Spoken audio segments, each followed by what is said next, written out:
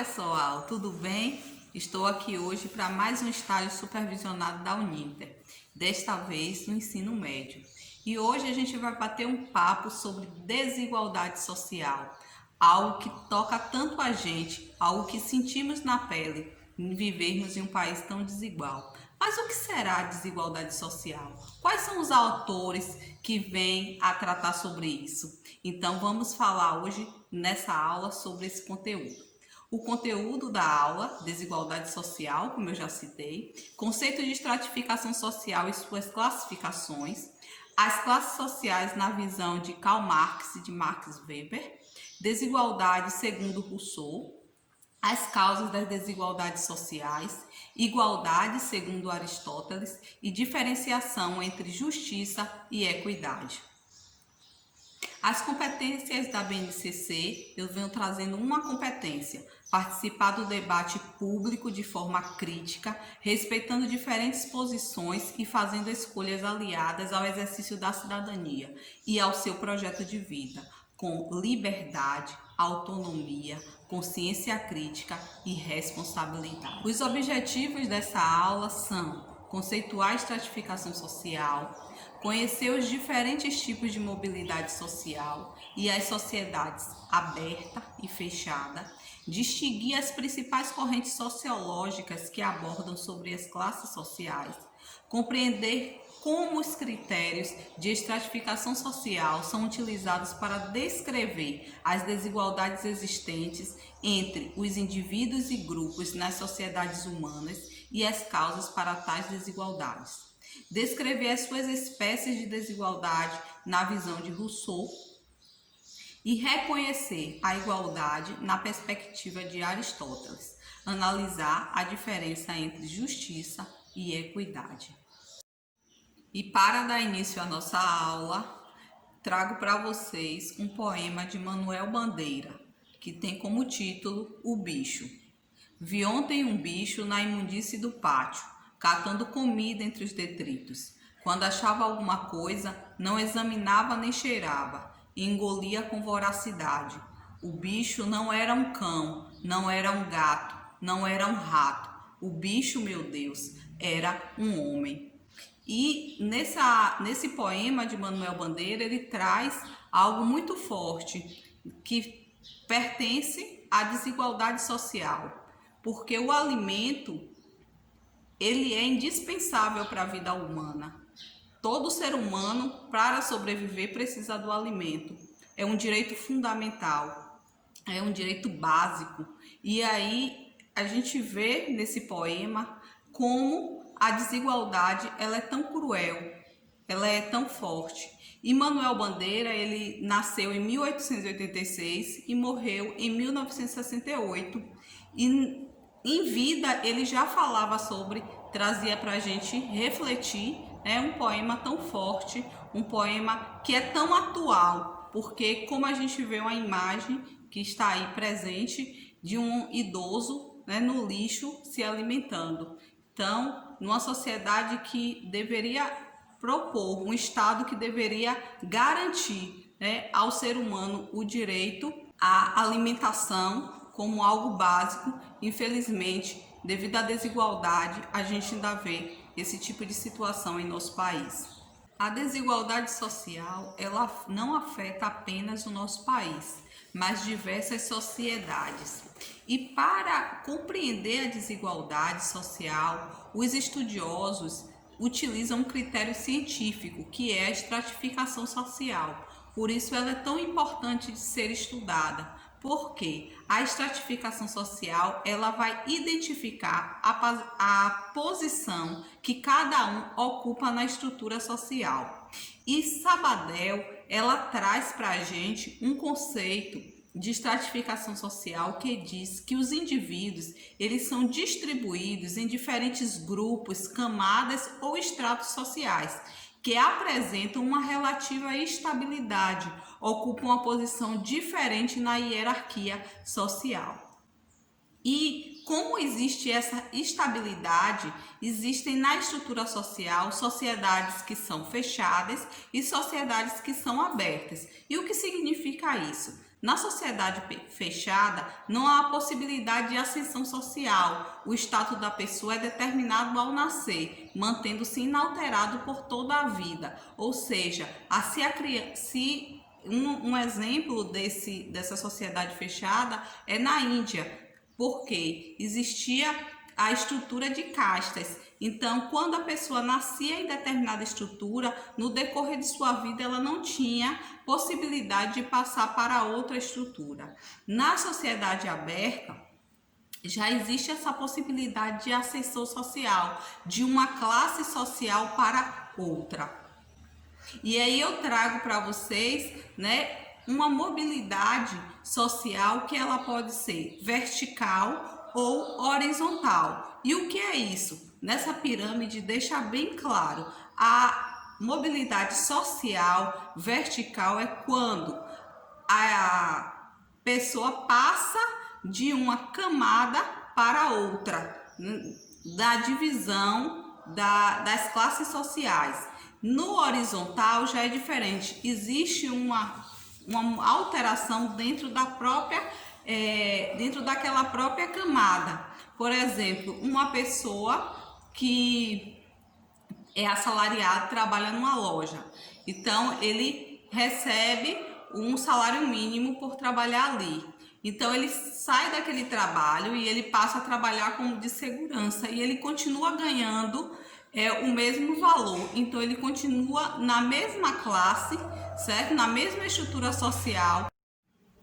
As principais correntes sociológicas que estudam sobre a estratificação social, elas são de inspiração marxista, denominada de abordagem qualitativa, e de inspiração da teoria weberiana, denominada de abordagem quantitativa.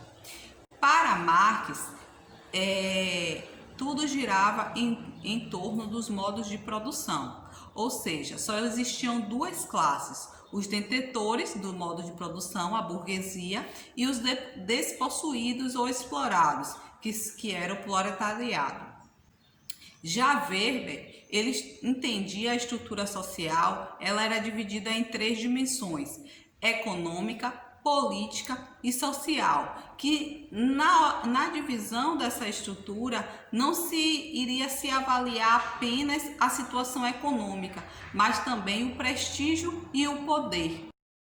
Então, Karl Marx, ele entendia que existiam apenas duas classes, né? Os burgueses, que eram os proprietários, os donos das terras, que tinham como interesse o lucro, e os excluídos, que não tinham a propriedade e que tinham o interesse da sobrevivência. Então ele vendia a sua força do trabalho para sobreviver.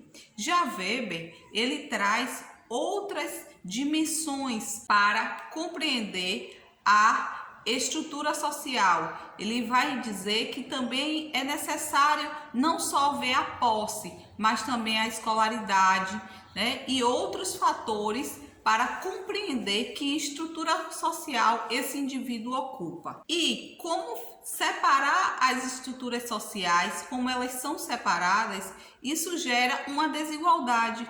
Porque enquanto alguns têm algo, os outros deixam de ter. Enquanto algumas pessoas têm a oportunidade de estudo e outras oportunidades na vida, outras pessoas não têm essa oportunidade.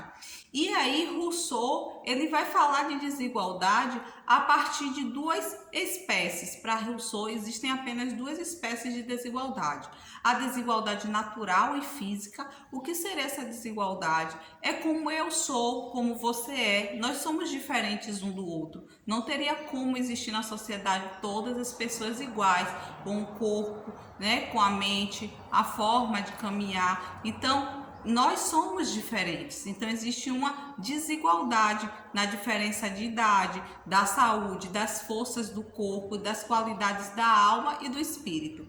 Já a outra desigualdade que ele descreve é a desigualdade moral ou política, ou seja, constitui que alguns homens a gente consente que existem diferentes privilégios que uns gozam mais em detrimento dos outros, como ser mais rico, mais nobre, mais poderosos. E aí, quais são as causas da desigualdade social? A má distribuição de renda, a má administração dos recursos que devem ser investidos para a melhoria da qualidade de vida das pessoas, a lógica de acumulação do mercado capitalista, porque o dono, né, quer sempre ter mais lucro e muitas vezes não tem um olhar para o trabalhador.